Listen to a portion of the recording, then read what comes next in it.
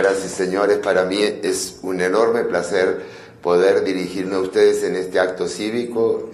Agradezco a Aseguradora General, a Enrique Noche y a toda la gente del equipo que tan bien han preparado este acto y que de forma tan amable me han guiado hasta este momento. Bueno, yo no voy a hablar los dilemas de la independencia, los dilemas que se le presentan a la gente de la independencia, no los voy a hablar exclusivamente para el caso guatemalteco. Voy a tratar de dar una perspectiva más general, más relativa a la América Latina o a Hispanoamérica, porque más exactamente se trata de eso. Dado que en general han tenido todos los países hispanoamericanos, tuvimos que enfrentar la misma situación, los mismos problemas en la época crucial, en los años cruciales en que se dio lo que terminó siendo la independencia. Y lo quiero presentar de una manera ligeramente diferente a como se suele hacer, sin el triunfalismo guerrerista de algunos. Hay personas y hay instituciones que hablan de la independencia como una gesta heroica de batallas, como una gesta de hombres a caballo, en lanzas, y que yo creo que no es exactamente la perspectiva que tenemos que tener 200 años después, porque nos lleva, esa idea así un tanto heroica, nos lleva a una visión de confrontación.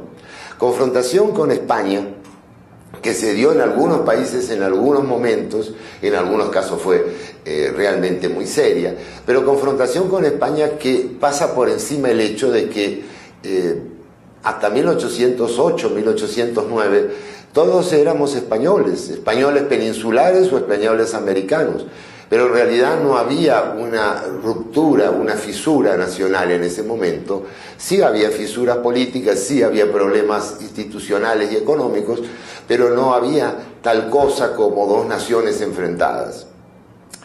Tampoco quiero llegar a la posición un tanto triste que dice que, bueno, ¿para qué independencia? ¿De quién nos independizamos? ¿En qué sentido somos independientes o no? Porque pienso que esa visión pesimista de que nada se ha hecho, de que estamos igual hace 200 años, pasa por encima de elementos obvios, como el crecimiento de nuestras naciones, como el hecho de que somos parte de un continente que casi no ha entrado en guerra en 200 años, el hecho de que hemos crecido económicamente, porque lo que era Hispanoamérica en 1810 era realmente un territorio inmenso, sin caminos, con muy poca educación general, un territorio realmente con poco comercio, con poco desarrollo en todo sentido, y eso ha cambiado.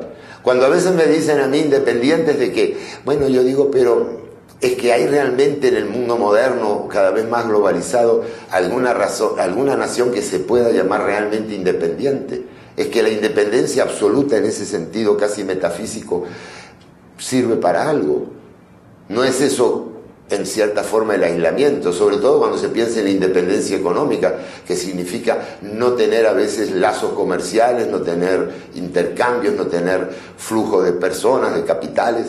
Entonces, en ese sentido yo no quiero ser ni extremadamente pesimista ni extremadamente optimista, sino tratar de entender lo que le pasó a esa gente.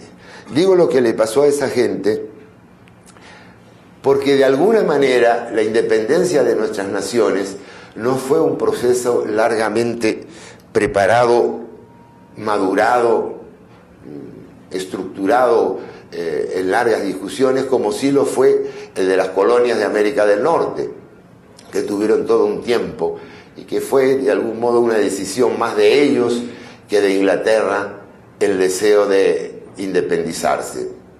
En el caso nuestro, si bien nosotros en 1808, yo voy a insistir mucho con esa cifra y van a ver ustedes por qué, en 1808 vivíamos en un mundo sumamente conflictivo. Estaba esa revolución americana que había creado una república independiente que en esa época era algo asombrosamente nuevo en todo el escenario mundial. No había repúblicas democráticas e independientes, salvo el caso excepcional de Suiza. no las había en aquellos tiempos, eran todas monarquías absolutas, salvo la inglesa, que era una monarquía constitucional. Luego de eso ocurre, y en parte como rebote de esa situación, la gigantesca y terrible Revolución Francesa, que a partir de 1789 desata cambios cataclísmicos en toda Europa. Y de esa Revolución Francesa va a salir un poco a contracorriente de lo que, de esa libertad y de esa igualdad que se pensaba al comienzo, y por supuesto de esa fraternidad, porque lo que hubo más que fraternidad fueron ejecuciones, terror, guerra, conflictos. Lo que va a surgir después de eso va a ser la figura de Napoleón, que como nuevo conquistador, como nuevo emperador, va a tratar de dominar y de conquistar toda Europa. En ese proceso se va a producir una situación de acefalía en el Reino de España. Va a estar enfrentado padre e hijo, Carlos IV con Fernando VII. Van a estar en una situación de bastante debilidad. España, aliada de Francia, va a perder la batalla de Trafalgar, la batalla marítima de Trafalgar 3 años antes. Por lo tanto, España va a tener un debilitamiento general de los ya débiles lazos que tenía con lo que fueron en su época las Indias.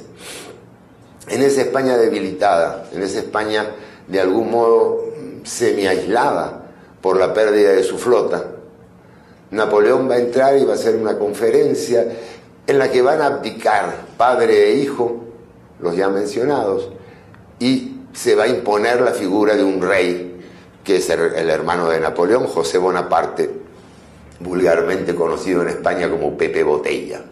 Pepe Botella,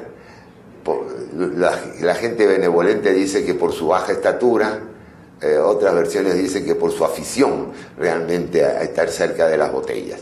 Pero en todo caso, don José Bonaparte no va a ser un hombre que tenga ni la experiencia ni los quilates para gobernar un reino que inmediatamente se le va a levantar en contra, que va a producir una situación casi anárquica durante algunos meses, que va a producir la creación de varias juntas locales que toman de alguna manera, revierten el poder al pueblo. Eso va a desembocar finalmente en una junta general y va a crear en las colonias una situación de perplejidad, de incertidumbre, que esa es a la que yo quiero referirme. Una situación que va a ser manejada de diversas maneras en diversos sitios. Ahí, utilizando un anglicismo, pudiéramos decir que diversas personalidades criollas, intelectuales, sacerdotes, militares, tenían diversas agendas en ese momento. La agenda básica era mantener el orden, mantener la paz. Y un poco la incertidumbre, ¿qué hacemos? No tenemos rey. ¿Aceptamos a don José Bonaparte? Bueno, pues nadie dijo que sí. Nadie quiso aceptar esa imposición. Era realmente algo un tanto desconsiderado para los americanos tener un rey que ni siquiera era plenamente conocido, que no se sabía, que no tenía la menor tradición, que no tenía la menor legitimidad. ¿Qué hacemos entonces? En algunos lugares se crearon juntas de gobierno, en otros se decidió mantener la autoridad, pero esa primera situación, 1808, a eso me refería, va a desatar un proceso que va a ser sumamente complicado y para el cual yo pido comprensión para la gente que tuvo que vivir en él. Nosotros vivimos tiempos difíciles, a veces pensamos así, pero aquellos tiempos fueron realmente duros, fueron realmente donde vacilaron de pronto todas las instituciones, donde vacilaron todas las convicciones, todo aquello que se pensaba como seguro, estable, sólido, imperecedero, de pronto pareció tambalear. ¿Qué se hace en un momento así? Yo por eso les decía, pido la comprensión. Esa gente tuvo, por decir así, tuvo de pronto la posibilidad de tener el poder en sus manos. Muchos lo tuvieron. A partir de la independencia, nosotros lo que conocemos como los héroes de la independencia, bueno, todos tuvieron el poder, pero también hay que pensar el lado contrario. La mayoría de esas gentes terminaron en el exilio, frente al pelotón de fusilamiento, en mazmorras, terminaron en conflictos con sus hermanos. Fueron tiempos realmente difíciles porque no había una verdad establecida, había que tratar de establecer una verdad política, una verdad ideológica, una visión de cómo proceder de ahora en adelante. En 1812, en Cádiz se proclama una constitución llamada la Pepa, porque se proclama el día de San José, el día 19 de marzo. Una constitución que es el primer intento real de España por ir a un régimen constitucional, por ir a un régimen estable. Pero la estabilidad está negada por los hechos. Las tropas francesas tienen casi toda la península invadida. Se proclama la constitución en Cádiz, precisamente en Cádiz, porque Cádiz es el puerto que está al extremo sur de toda la península. Todo el resto no lo posee ninguna España organizada. Está el ejército francés, están miles de guerrilleros, tropas irregulares, algunas semibandidos, en fin, mezclados, que tienen la península convulsa. Hay una invasión de españoles, ingleses y portugueses que están tratando de liberar eso, todo el territorio. Y esa constitución va a ser un punto de partida que va a ser la primera inclusión formal y legal de lo que es la parte americana del reino en un reino constitucional que realmente no llega a existir, no llega a tener vigencia nunca, porque 2 años después, cuando Napoleón es derrotado, regresa Fernando VII. Ya Carlos IV queda ya en su exilio dorado en Italia y regresa Fernando VII a asumir el trono. ¿Qué piensa Fernando VII? No lo sabemos, pero en el momento de la derrota de Napoleón, todas las fuerzas tradicionales europeas, lo que luego se va a constituir en algo que se llamó la Santa Alianza, piensa que la historia no ha pasado, que no existe, que no va a quedar nada de la Revolución Francesa y que se puede volver al punto cero de retorno. Bueno, los reyes normalmente no son personas altamente formadas en disciplinas históricas o políticas, y por lo menos Fernando VII no era una persona especialmente lúcida en ese sentido, de tal manera que él asume que nada sucedió, que aquí estamos otra vez, y manda una fuerza expedicionaria a las Américas para tratar de reconquistar esas provincias rebeldes que en algunos lugares han formado juntas, que en 2 o 3 sitios han proclamado la independencia. En el caso muy turbulento de Venezuela, que lo ha tenido un par de veces con iniciativas que van y vienen, el poder se conserva por pocos meses en cada bando. En el caso del Paraguay, más remoto, que crea una república muy curiosa porque hasta tiene 2 cónsules en vez de un presidente, aunque va a terminar finalmente en una terrible tiranía.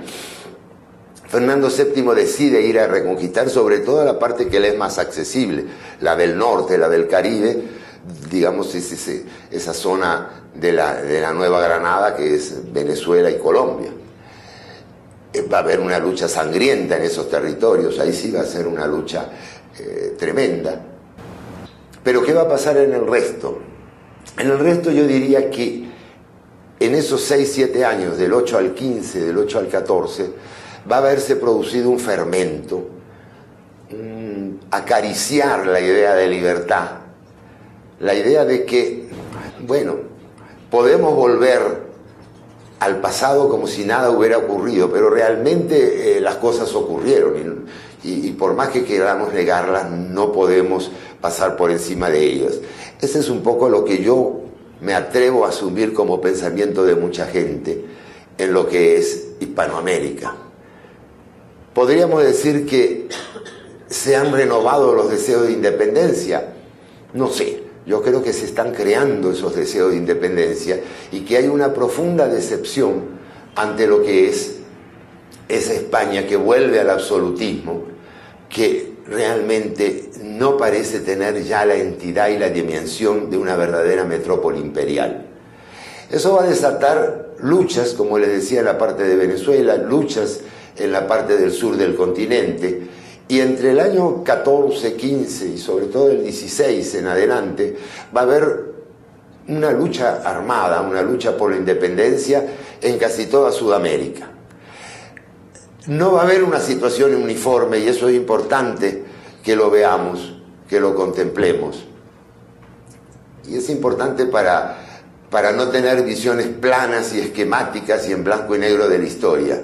Así como Washington, cuando pelea contra los ingleses, encuentra en algunas poblaciones, no pequeñas, algunas como Nueva York, encuentra que la mayoría de la gente en algún momento todavía está con los ingleses, y que le parece que es un aventurerismo extremo eso de declararse independiente. Eso le pasa allá a Washington en el norte. Aquí también pasa que hay varias posiciones. Yo ahora lo voy a resumir un poco al final cuando hablemos de los dilemas. Pero está la posición obvia de decir, bueno, mira, nos vamos a embarcar en una guerra terrible, una guerra de algún modo fratricida. Bueno, tratemos de mantener las cosas como están. Esa es la situación que se vive en todo el Reino de Guatemala, la situación que se vive en un México asustado por los tintes clasistas de la revolución que han emprendido y de la guerrilla que queda de Hidalgo y Morelos.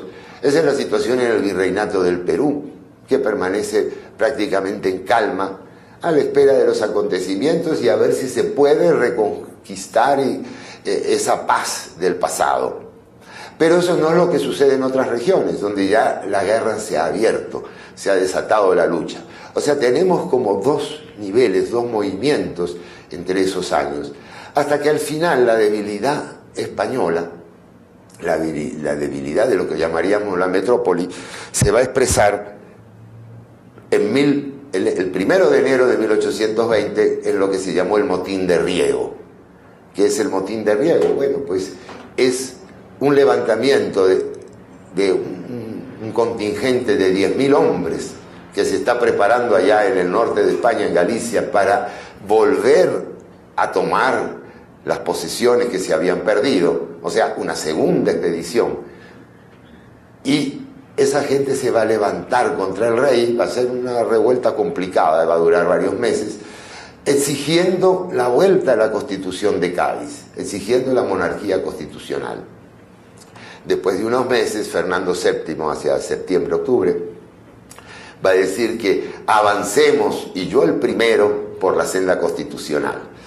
Y él va a asumir la Constitución de Cádiz como rey constitucional. Pero esa nueva inestabilidad que va a surgir en España va a significar un golpe, y yo diría el definitivo, para la idea de una España o un reino de España o un imperio español que abarque lo que son las partes americanas. Va a ser un golpe porque va a derivar hacia unas cortes, un parlamento liberal muy extremo con tintes anticlericales muchas veces, y eso va a significar entonces que prácticamente nadie en Hispanoamérica acepte ya con tranquilidad y con paz lo que es un dominio colonial. ¿Por qué? Bueno, y le diría porque hay que ser realista en esto y no me gustan las visiones idealizadas. ¿Por qué? Porque algunos son demasiado conservadores para aceptar lo que está pasando en España y otros son demasiado liberales para aceptar lo que está pasando en España. Quieren ya la independencia. Es decir, no sé si surgen de mis palabras la complejidad del proceso. Y por eso les decía al principio lo terrible que fue para esos hombres y para esas mujeres de la época tomar decisiones, porque no es que estamos frente a una situación definitiva, siempre clara, siempre igual. Estamos frente a una situación que avanza. De pronto no hay rey, de pronto tenemos un rey absolutista, a los pocos años tenemos unas cortes liberales, un rey que va quedando arrinconado. Incluso 3 años después todavía tenemos una invasión de franceses llamada por por la parte más absolutista de España, que deponen a los liberales y se vuelve al absolutismo otra vez en 1823. Eso es lo que nos toca vivir de este lado del océano. Eso es lo que nos obliga a tomar decisiones. Y ahí viene lo que yo decía en mi título, los dilemas de la independencia.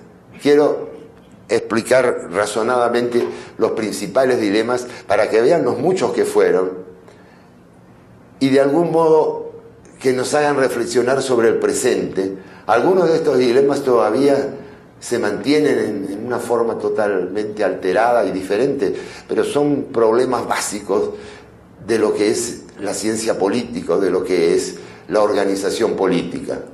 Otros dilemas fueron prácticamente del momento, pero todos fueron de raíz profunda, todos obligaron a pensamiento, y en el calor de la lucha y en la variedad de los acontecimientos no nos dejaron demasiadas obras, sí las hay, pero no nos dejaron demasiadas obras sobre las reflexiones que se hicieron en ese momento. El primer dilema, 1808, 1815, ¿somos independientes o no?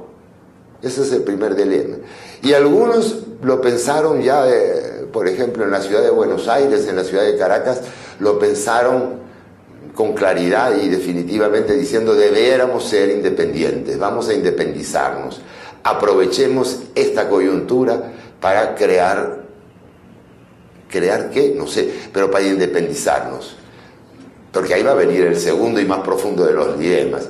Pero hay una posición intermedia, la posición que sostuvieron mucha gente, la posición que sostuvieron incluso esa gente de Buenos Aires, gente de México, gente de Guatemala, que era la de decirle a Madrid, como diríamos ahora, la de decirle a la corona: mire, no queremos independizarnos, somos la misma gente, pero queremos otro tipo de trato.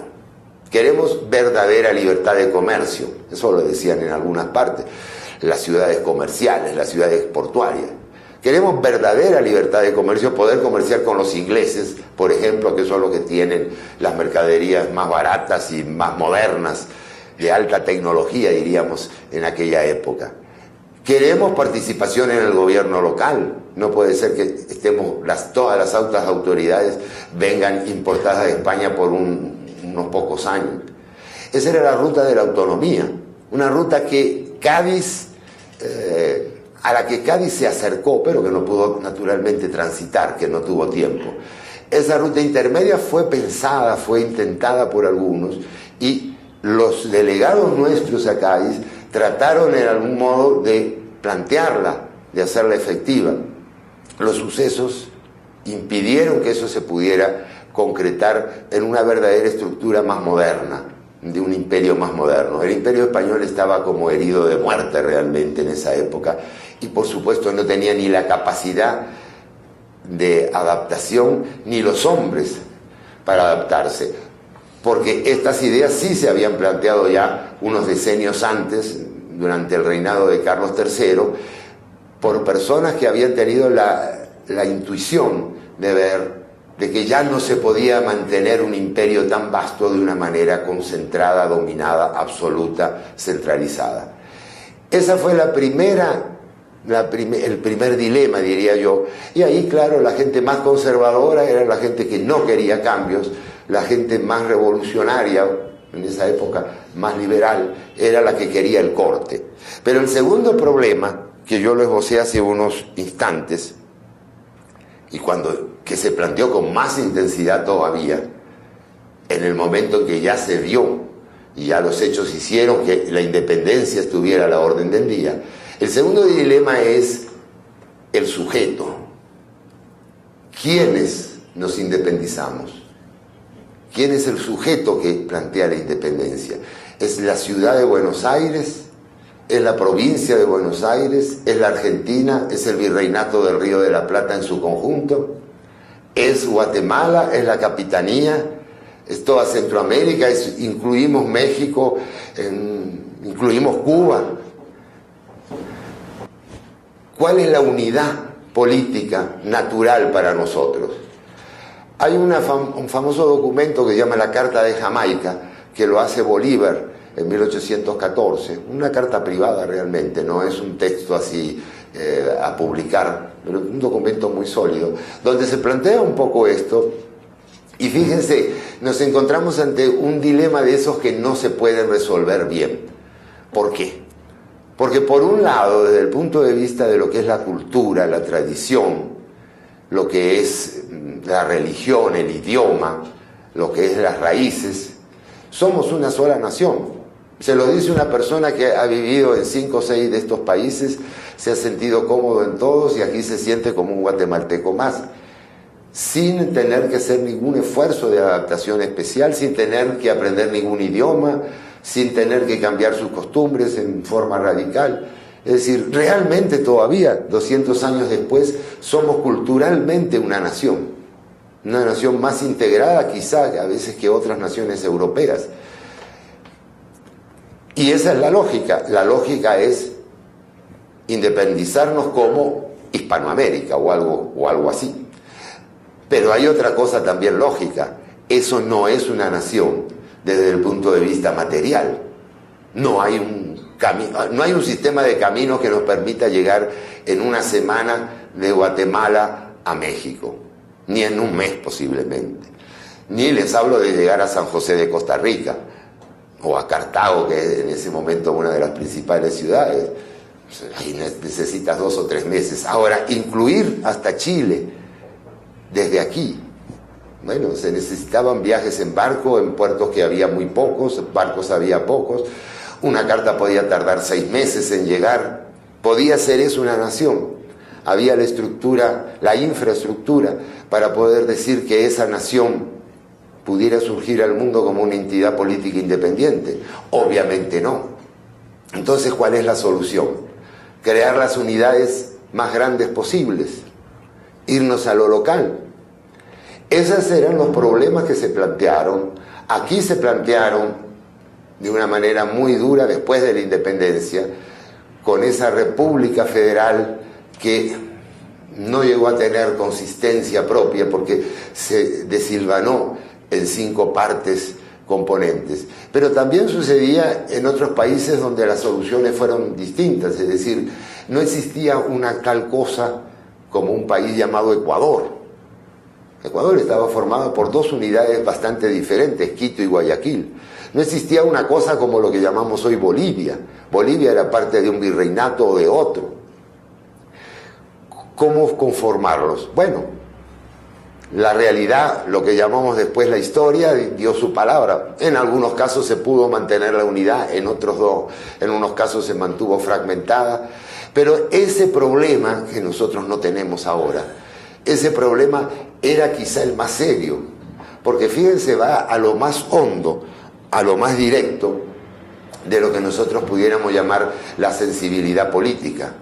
Para nosotros es fácil decir somos guatemaltecos y tenemos una adscripción directa a esa idea. No era así hace 200 años.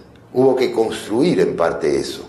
Y para construir eso después se cometieron algunas cosas, algunos errores que vamos a comentar. Pero tenemos otro nivel de discusión que lo plantea Bolívar en su carta y que se plantean en toda la época desde la Revolución Americana, desde el año 76. A finales del siglo XVIII podemos decir que hay 3 posibilidades de formas de gobierno. La usual, la que está repartida por todo el mundo, la que está repartida incluso fuera de Occidente, que es la monarquía absoluta, que va desde el emperador chino hasta el rey de Francia. La monarquía absoluta, y esto me parece importante recalcarlo, no significa el poder absoluto en términos prácticos. La monarquía absoluta indica que hay una figura, el monarca, que tiene legalmente el derecho, que tiene la tradición para decidir por sí mismo una cantidad de asuntos que incluso afectan a la vida personal de los habitantes del reino. Bueno, no significa que pueda violar todas las costumbres y hacer todo lo que quiera. En la monarquía absoluta, el rey de Francia no puede amanecer una mañana y decir: me convertí en maometano, señores, Alá Akbar. No, lo hubieran ejecutado antes del mediodía. O sea, no era un rey absoluto. No podía cambiar la estructura impositiva porque sí. No sé si el emperador chino lo hubiera podido hacer, pero en general un monarca absoluto era absoluto dentro de ciertos límites relativos. Ese era un sistema de gobierno. Había otro sistema de gobierno que por vía de excepción tenían los ingleses, lo que llamamos la monarquía constitucional o la monarquía parlamentaria. No había una constitución escrita, sino una serie de escritos dispersos en Inglaterra, pero había un parlamento que ya tenía mucho más poder que el rey tenía un poder ejecutivo sumamente limitado, en el caso inglés lo tenía justamente sobre el tema de las colonias, lo cual trajo bastantes conflictos, pero esa monarquía constitucional implicaba que había que regirse por leyes, que el poder del ejecutivo estaba limitado por un parlamento y que había algo escrito, quizá, que podía servir para controlar los diversos poderes. O sea que el poder del monarca estaba sumamente limitado, pero había una figura que legítimamente, por vía de una larga tradición, encarnaba a la nación más que al gobierno. Esa idea todavía se mantiene en Europa y es una idea viable. Tiene un problema, fíjense, para los americanos. La primera, la monarquía absoluta, realmente no parecía una solución. Es decir, vamos a independizarnos del absolutista Fernando VII y ¿qué? Vamos a poner otro rey absolutista.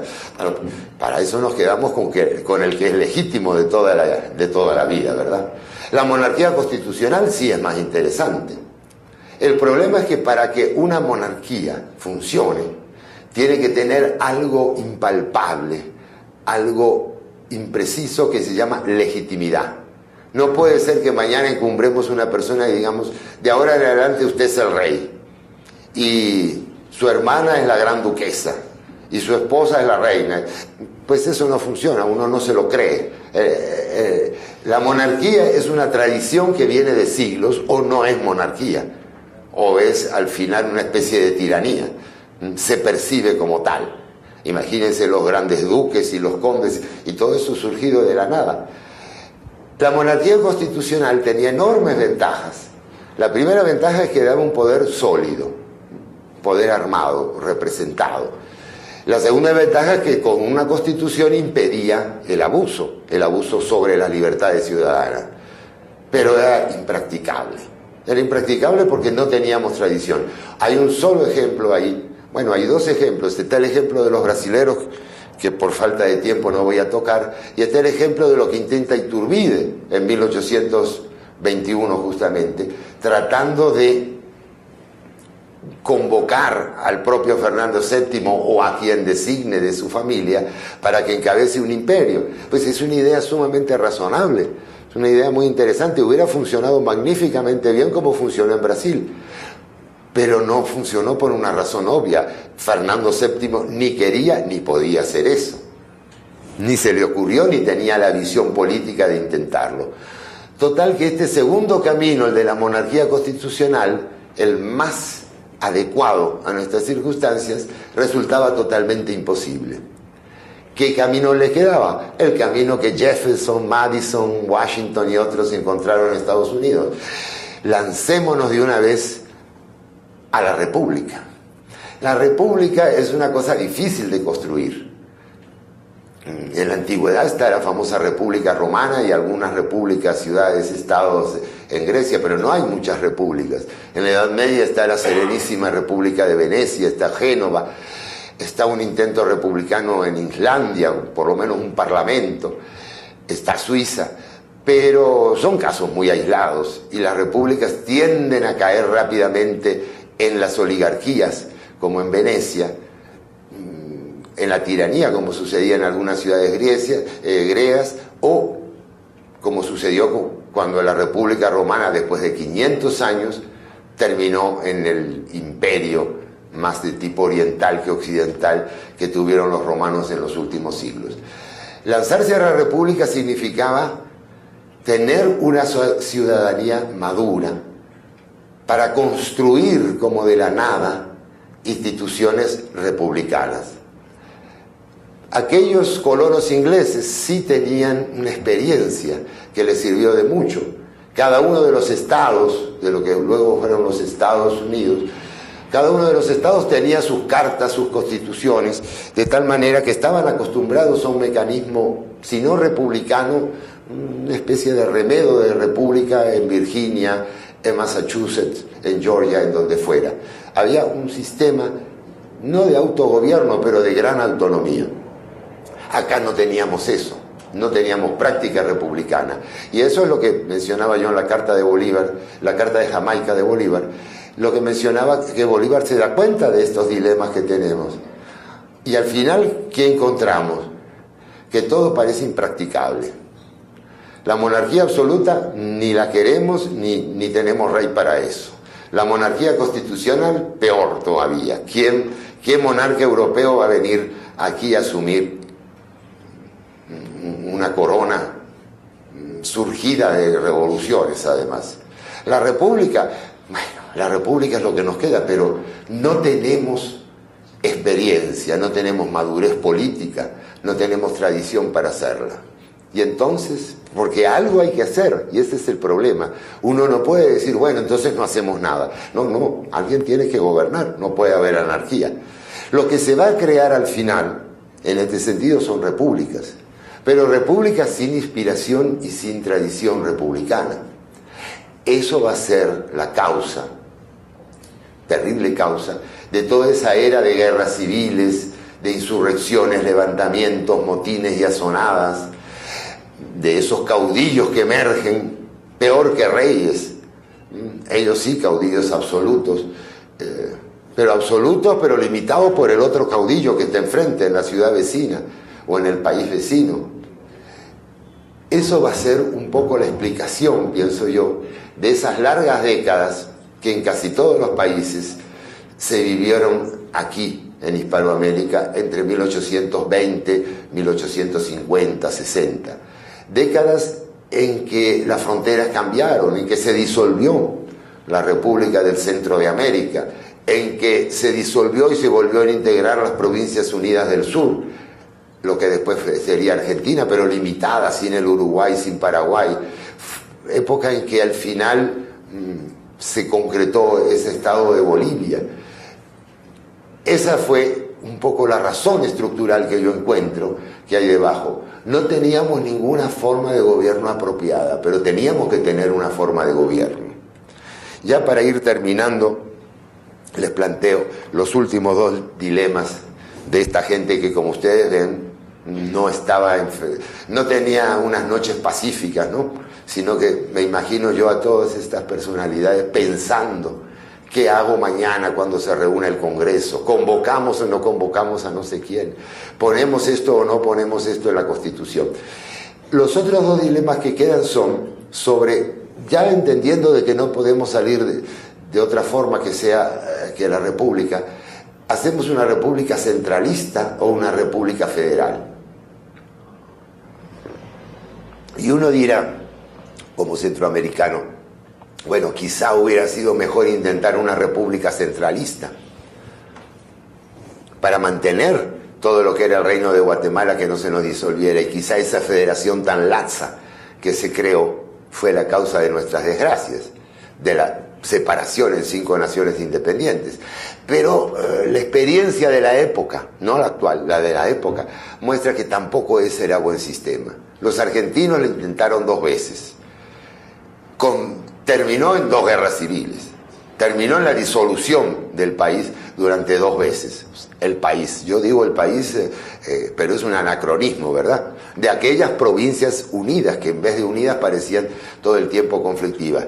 ¿Por qué? Porque las provincias se rebelaban contra el centro. Porque las provincias decían, como acá decían, quizá en Granada, quizá en Cartago, quizá en cualquiera de estas ciudades, decían, bueno, pero si nos hemos independizado de España, vamos a someternos ahora a Guatemala, vamos a someternos a Lima, a Buenos Aires, a Bogotá, por favor, vamos a ser independientes. Y ahí de vuelta volvemos al mismo problema que les decía antes. ¿Dónde está nuestra nación? ¿Cuál es nuestra nación? Cartagena, Colombia, la Gran Colombia. Eso no está escrito, hay que escribirlo. Lamentablemente se escribió casi siempre con sangre. Pero, les decía, había dos lógicas nuevamente en esto. La lógica de la provincia, de la región, que decía con mucho sentido y mucha sensatez, bueno, pero no nos dejaban comerciar libremente allá desde España. Ahora van a ponernos trabas y nos van a poner aduanas estos porteños de la ciudad de Buenos Aires, pero por favor, queremos independencia plena, queremos federación. Incluso hay una bandera que circuló mucho allá, decía federación o muerte. ¿Por qué? Porque la lógica de la independencia era esa, respetar los derechos, de las parcialidades incluso. Pero estaba la otra lógica, estaba la lógica de los centralistas que también hay que atender. La lógica que nos dice, mira, ¿y qué hace la provincia de Corrientes sola en este inmenso planeta? Cuando los ingleses tienen intereses en conquistando nuevos territorios.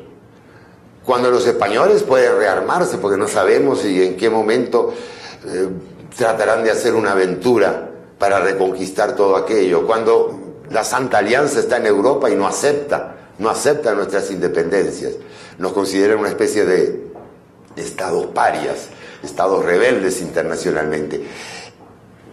Ahí tienen razón las centralistas. Tenemos que tener una constitución fuerte, un Estado centralizado, un ejército poderoso, una coordinación en nuestras fuerzas. O sea, vean que la cosa no es tan fácil. Eso se intenta en algún momento en el Congreso Anfictiónico de Panamá en 1826, cuando ya está consumada la independencia, de tal manera que se trata de formar una confederación de estados que tengan incluso una fuerza armada común. Por supuesto, los delegados al primer congreso ya no aparecen en el segundo, no hay tal segundo congreso, varios países se han disuelto en ese interín, algunos de los que estaban ahí están presos o muertos, es decir, la situación era muy conflictiva. El último dilema, y así me permiten ir cerrando esta intervención, el último dilema es el que va a trascender el siglo XIX, el que nos va a ser tan familiar a nosotros, entre liberales y conservadores. Y yo nuevamente me voy a poner en el lugar de cada uno. Este es un ejercicio docente que me gusta hacer a mí en clase. Y decirle, bueno, mire, ¿por qué había liberales? ¿Qué querían los liberales? Bueno, los liberales tenían una cosa muy sensata y muy lógica. Decían, mire, si nos vamos a librar de esta monarquía absoluta, va a ser para construir un mundo nuevo, un mundo mejor. Sí, somos un poco revolucionarios, no hay duda, pero nuestra revolución consiste en ¿qué? Igualdad ante la ley, básico, y legalidad, ruptura de esos absolutismos, lo que hoy llamaríamos, con una frase que viene de Alemania un poco después, Rechtsstaat, Estado de Derecho. Eso es lo que pedían los liberales, básicamente, y ahí viene este "y", pero es importante, y eso implicaba recortar los privilegios y el poder de la institución más sólida, más grande, más poderosa que había quedado después del derrumbe político de la monarquía, la Iglesia. La Iglesia en alguna parte era dueña de una tercera parte de todas las tierras cultivables. La Iglesia tenía un poder político implícito enorme, porque era la que había quedado más o menos incólume. Aquí no había pasado lo de Francia, con sacerdotes a favor y en contra de la revolución. Aquí la Iglesia era el único poder estable y constituido que quedaba, y contra él veían los liberales la necesidad de adoptar medidas de recorte de su poder temporal, pero que terminaba siendo espiritual. Y ahí se levantaban los conservadores y decían lo contrario. Miren, y esto vean qué lógica también tiene. La lógica de decir, miren, acabamos de independizarnos, ¿quieren ustedes cambiarlo todo a la vez? El régimen social dándole igualdad a estos peones, a estos indios, a estos negros, les vamos a dar de una vez igualdad a todos ellos. Quieren ir en contra de la iglesia, que es lo único que nos queda. Y en el momento que recién estamos formando una organización política.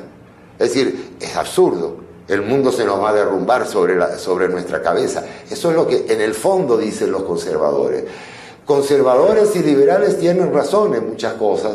Y en la experiencia docente que yo les digo, termina diciéndole a mis alumnos, bueno, ¿qué posición hubieran adoptado ustedes? Y la mayoría de los alumnos muy sensatos me dicen, bueno, una posición más o menos intermedia. Yo adoptaría las posiciones liberales, pero no enfrentando tanto a la iglesia, no poniéndome del todo en contra. Otros dirán, yo sería conservador, pero iría lentamente abriendo todo eso, dándole cada vez. Eso es todo muy bello, lo podemos hacer ahora en un escrito, pero allá no, porque allá se levantaba un caudillo conservador y venía un caudillo liberal, y eso se resolvía con plomo. Y uno no podía decir, espérense un momento, yo soy moderado, yo no estoy ni a favor ni en contra, porque el primero que lo agarraba lo fusilaba. Así es la historia lamentablemente, porque así somos los seres humanos. ¿Qué pasó de todos estos dilemas?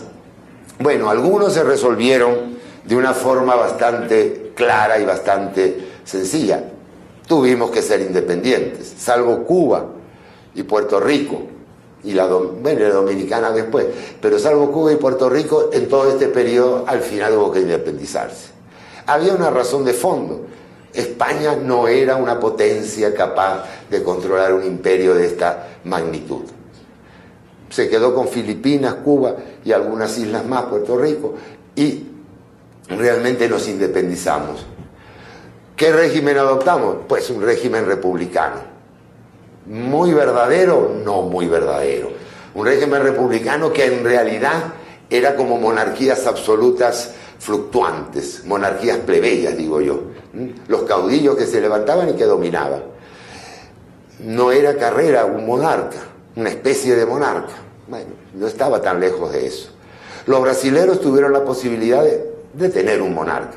Al final nosotros nos quedamos con unas repúblicas medio falsas, medio de apariencia, de relumbrón, con muchas constituciones, porque cada vez que alguien quería tomar el poder cambiaba la constitución, o alguien quería perpetuarse en el poder, la modificaba, o hacía una nueva asamblea. En fin, repúblicas que yo diría, recién un siglo después empezaron a funcionar más o menos bien.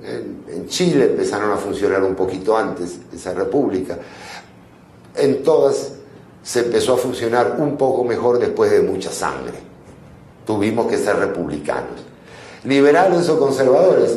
Bueno, en cuanto a la composición nacional, al alcance nacional, eso fue variable, casuístico y no se puede definir. Hay algunos autores que yo respeto que dicen que los países que emergieron respetan un poco las líneas de las audiencias. Las audiencias eran tribunales de segunda instancia. Estaba la audiencia de los confines aquí, la de Guatemala. Pero en realidad cuando uno se pone a ver el mapa hay tantas excepciones que eso no funciona. O sea que hubo unidades relativamente pequeñas. Al final, desde el punto de vista nacional, no se logró esa gran confederación, no se logró confederaciones parciales. Los elementos intermedios que hubo, como el centro de América y la Gran Colombia, se desarmaron, se desarticularon sus partes componentes.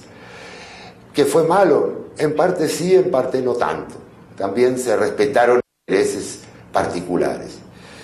¿Conservadores o liberales? Bueno, yo creo que la historia resolvió esto de una manera un poco cruel, pero como se resuelven en la práctica estas cosas. Al final hubo un primer periodo conservador en casi todos los países, y Guatemala es un muy claro y bonito ejemplo de eso. Sí, porque había habido tantos cambios, tanta confusión y tanta lucha, que se necesitaba aquietar las aguas. Quizá la iglesia tenía mucho poder, sí, pero mejor manejar el poder de la iglesia y no ningún poder, que es la anarquía. Eso fue un periodo que yo no diría en todas partes igual, pero un periodo que va desde los años 10 o 20, no, de los años 20 hasta los 50, 60, sobre todo 70 aquí. Y luego viene el periodo de los liberales. Es decir, bueno, ya nos aquietamos un poco, ya vemos que estas repúblicas no son tan democráticas y tan republicanas como quisiéramos, pero ahora hagamos algunas reformas. No podemos mantener las cosas así y sobre todo debemos acercarnos al mundo, romper esos privilegios comerciales que a veces les gusta mantener a los conservadores, esos monopolios y esos estancos, y de algún modo entrar en ese mundo del comercio, en ese mundo internacional. Bueno, mis queridos amigos, posiblemente yo los dejé a ustedes con más dudas de las que tenían al comienzo. Estoy seguro y me alegraría mucho. Posiblemente no les di el discurso patriótico para levantar los ánimos que algunos esperaban, pero sí quiero dejarles un mensaje de optimismo. Miren, la historia tiene caminos oscuros, caminos complicados, pero el ser humano va haciendo las cosas, no hay que tener impaciencia. Muchísimas gracias.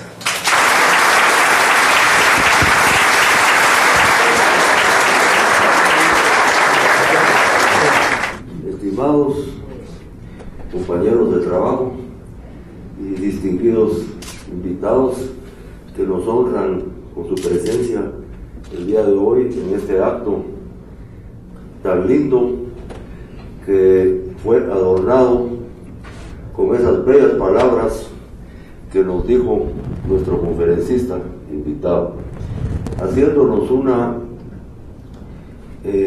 profunda análisis geopolítico y socioeconómico del entorno que hubo en ese momento de la independencia. Hemos descubierto muchas cosas desde el punto de vista histórico, las raíces de los problemas que Latinoamérica ha tenido desde entonces. Y bajo ese punto de vista histórico, creo que también se pueden encontrar algunas soluciones a los problemas que estamos enfrentando. Así que en nombre de Aseguradora General, tengo el honor de agradecerle esa brillante conferencia que usted nos ha dado hoy, esta mañana, dejándonos una huella muy linda, histórica, para siempre. Muchísimas gracias. Y como testimonio de nuestros agradecimientos, le queremos hacer entrega de este pequeño documento que dice: Aseguradora General Grupo Generali patentiza su profundo reconocimiento al doctor Carlos Sabino por su excelente participación como orador oficial invitado durante el acto cívico de conmemoración del 191 aniversario de la independencia de Guatemala y de exaltación de nuestros símbolos patrios, llevado a cabo en su edificia sede, Guatemala de la Asunción, 15 de septiembre de 2012. Muchísimas gracias, don Enrique, por sus palabras, de verdad no las merezco. Muchísimas gracias.